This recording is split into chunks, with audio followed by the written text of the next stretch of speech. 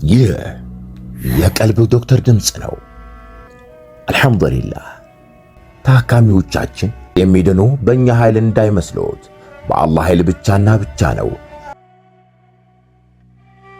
ከቀልብ ዶክተር ዓላማ ውስጥ የአላህን ተአምር ማንገስ ዋነኛው ነው። በየጊዜው በቀልብ ዶክተር ታክመው መዳናቸውን ማመን እስከሚያቀታቸው ሲቃይ የተናነቃቸው ሲገልጹ የአላህ ተአምር ምን ያህል የገዘፈና ግልጽ እንደሆነ ያሳየናል። ከህመም ወደ ጤነኝነት፣ ከጭንቀት ወደ ደስታ፣ ከጨለማ ወደ ብርሃን፣ ካላሰቡበት ወደ ስኬት የደረሱት በአላህ ተአምር ቢሆን እንጂ።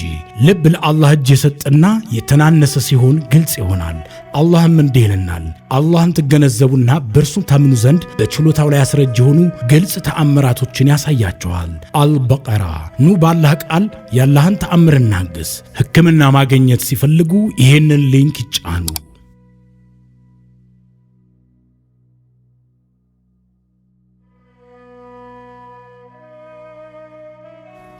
አልሙጊራ ኢብኑ ሹዕባ ረዲየላሁ አንሁ። ክፍል 3። አንድ ጊዜ ዑመር ኢብኑል ኸጣብ አልሙጊራን የኩፋ አገረ ገዢ አድርገው ሹመውት ነበር። ሆኖም ግን ወዲያው ሐሳባቸውን ቀይረው አማር ኢብኑ ያሲር ረዲየላሁ አንሁን ሾሙ። የኩፍ ሰዎች በአማር ረዲየላሁ አንሁ ላይ ስሞታ ሲያሰሙ ዑመር ረዲየላሁ አንሁ ሻሩትና ጁበይር ኢብኑ ሙጥዒምን ሾሙ። በዚህ ጊዜ ጁበይር ረዲየላሁ አንሁ እንዲህ አሉት፣ ይህም ሚስጥር ለማንም እንዳትናገር። የደኛው አልሙጊራ ረዲየላሁ አንሁ ዑመርና ጁበይር ለምክክር መቀመጣቸውን ሲያውቅ ባለቤቱን ምግብ አዘጋጅታ ወደ ጁበይር ቤት እንድትሄድና ወደ ኩፍ ለሚደረገው ጉዞ የሚሆን ስንቅ ማምጣቷን እንድትገልጽለት አዘዘ። የአልሙጊራ ባለቤት እንደታዘዘችው ወደ ጁበይር ረዲየላሁ አንሁ ቤት ስትሄድ የጁበይር ረዲየላሁ አንሁ ባለቤት በፈገግታ ተቀብላ ለስጦታዋም አመሰገነቻት። አልሙጊራ ረዲየላሁ አንሁ የጁበይር ሹመትና ወደ ኩፍ መሄድ እውነት መሆኑን ሲያረጋግጥ ወደ ዑመር ረዲየላሁ አንሁ ሄዶ እንዲህ አላቸው፣ አዲስ የሾሙትን ሰው አላህ ይባርከው። ዑመር ረዲየላሁ አንሁ አልሙጊራን በመርማሪ አስተያየት ሲመለከቱት ፈገግ አለና ጁበይር ኢብኑ ሙጥዒም ለኩፍ መሾሙትን ማለቴ ነው አለ። ዑመር ረዲየላሁ አንሁም እንዲህ አሉ፣ ይህን ምስጢር ለማንም ሰው እንዳይናገር አስጠንቅቄው ነበር ካሉ በኋላ የጁበይርን ሹመት ሰርዘው አልሙጊራህን ሾሙት። እርሱም ዑመር ረዲየላሁ አንሁ እስኪሞቱ ድረስ በኩፋ አገረ ገዢ እንደሆነ ቆየ። አንድ ጊዜ ደግሞ አንድ አረብ ወጣትና አልሙጊራ የሆነች ሴትን ለማግባት ተወዳዳሪ ሆነው ቀረቡ። ወጣቱ ለግላጋና መልከ መልካም ነበር። ሴትየዋ ሁለቱ ሰዎች እርሷን ለማግባት ያሳዩትን ፍላጎት ከሰማች በኋላ እንዲህ የሚል መልእክት ላከችባቸው፣ ሁለታችሁም ከኔ ጋር ጋብቻ ለመመስረት ፍላጎት እንዳላችሁ ተገንዝቤያለሁ። ሆኖም ግን ሁለታችሁንም በአካል ሳላያችሁና ንግግራችሁንም ሳልሰማ መልስ ልሰጣችሁ አልችልም። ስለዚህ ወደ እኔ እንድትመጡ ሻለው። ወጣቱና አልሙጊራ እንደታዘዙት ሴትየዋ በሚገባ ልታያቸውና ድምፃቸውን ልትሰማ በሚያስችላት ሁኔታ ተቀመጡ። የወጣቱ መልከ መልካምነትና ተክለ ሰውነት ማማርን ያስተዋለው አልሙጊራ ረዲየላሁ አንሁ ተስፋ እንደመቁረጥ አለ። ምክንያቱም ተአምር ካልተፈጠረ በስተቀር ሴትየዋ ከወጣቱ አስበልጣ ልትመርጠው እንደማትችል መገንዘቡ ነው። ይሁን እንጂ ምንጊዜም ጮሌና ዘዴኛ በመሆኑ ወጣቱን ተቀናቃኙን እንዲህ አለው፣ እንደማስተውልህ መልከ መልካምና አንደበተ ርቱዕ ነህ። ሌላ ባህሪስ ይኖርሃል? ወጣቱ ሰውም ሲመልስ አዎ ብዙ ባህሪዎች አሉኝ በማለት መዘርዘር ቀጠለ። አልሙጊራ ረዲየላሁ አንሁ እንዲህ አለ፣ ባለቤትህን ስለመደገፍስ ምን ታስባለህ? ኦ እኔ በጣም ጥንቁቅና ገንዘብን በተመለከተ እያንዳንዷ ድንቡሎ የት እንደገባች የምተሳሰብ ሰው ነኝ። የወጣቱን ስስታምነት የተገነዘበው አልሙጊራ ረዲየላሁ አንሁ ሴትየዋ እንድትሰማው ድምፁን ከፍ በማድረግ እንዲህ አለ፣ እኔ ግን ወንድሜ አለ፣ እኔ ግን በርከት ያለ ገንዘብ በቤት አስቀምጥና ባለቤቴ የሚያስፈልጋትን እያነሳች እንድትጠቀምበት አደርጋለሁ። እርሷ ማለቁን እስካልነገረችኝ ድረስም የገንዘቡን ማለቅና አለማለቅ አልቆጣጠርም በማለት አልሙጊራ ረዲየላሁ አንሁ ቸር መሆኑን ሴትየዋ እንድታውቅ አደረገ። የሁለቱን ንግግርና ሐሳብ ስታዳምጥ የቆየችው ሴትየዋ እንዲህ አለች።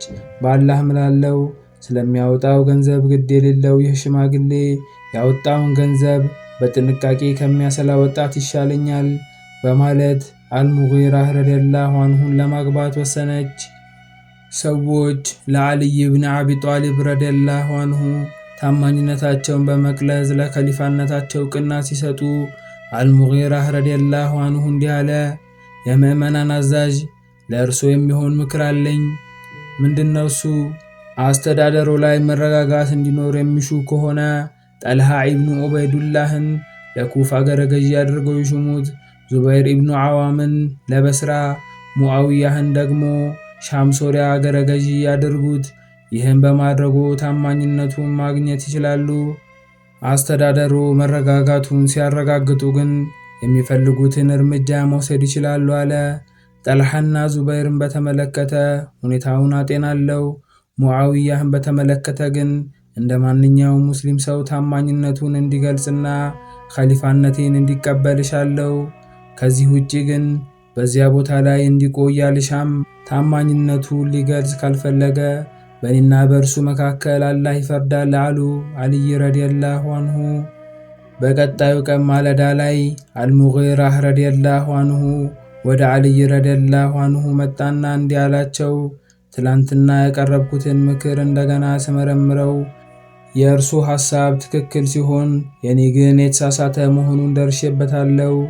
አልይ ረዲየላሁ ዐንሁ የአልሙጊራን ዘዴኛነት ጠንቅቀው ያውቃሉ። እናም እንዲህ አሉ። ምን እንዳሰብክ ደርሼበታለሁ። በመጀመሪያው ቀን በትክክል ምክርህን ለገስከኝ፣ በሁለተኛው ቀን ግን አታለልከኝ። በአላህ እምላለሁ ምንም እንኳን ዓለማዊ ጉዳዮቼን ቢያበላሽብኝም ቅሉ ከሃይማኖቴ ጋር የማይስማማ ማንኛውንም ነገር አልፈጽምም።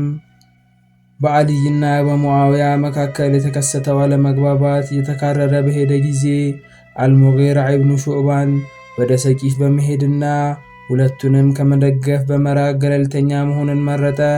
አልይ ረዲየላሁ ዐንሁ ከተገደሉ በኋላ ሙዓዊያ ስልጣኑን በጨበጠ ጊዜ አልሙጊራ ረዲየላሁ ዐንሁ ወደዚያ ሄዶ በሙዓዊያ የኩፍ አገረ ገዢ እንዲሆን ተሾመ። በኩፍ ሳለም በእርሱና በመስቀላ ኢብኑ ሹዕባን አሸይባኒ መካከል ጠብ ተፈጠረ።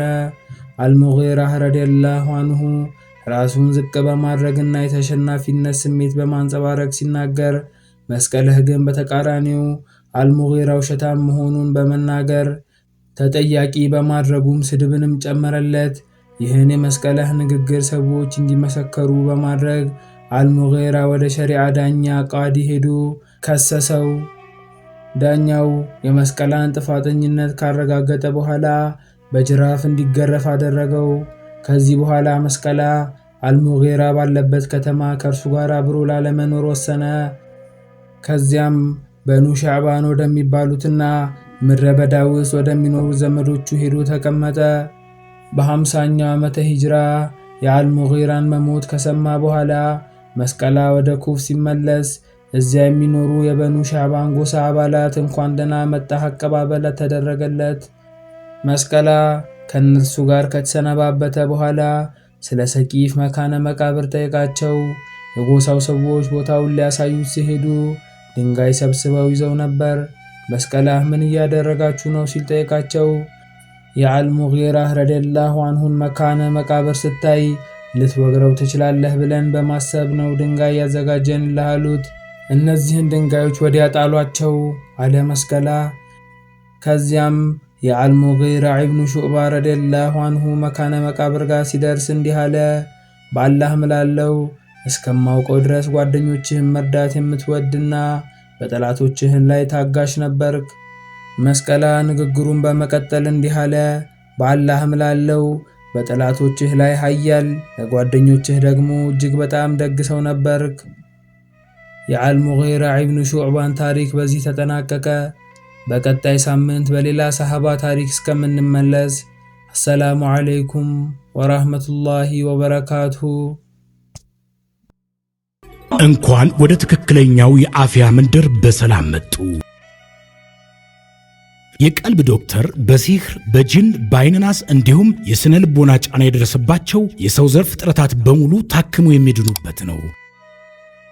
ሕክምናው በቁርአን፣ ሕክምናው በአስካሮች፣ ሕክምናው በዱዓዎች በሰደቃ የሚካሄድ ሲሆን ነቢያዊ ሱናን በተመረኮዙ እጅግ ጥበብና እውቀትን ባካበቱ የሩቃ ዶክተሮች ይታከማሉ። እወቁ፣ ሕክምናው ሸሪዓዊ ብቻ ነው። አያምልጦት፣ እድሉን ይጠቀሙ። ባሉበት ሆነው ራስዎን ያክሙ። ሕክምና ማግኘት ሲፈልጉ ተከታዩን ሊንክ ይጫኑ።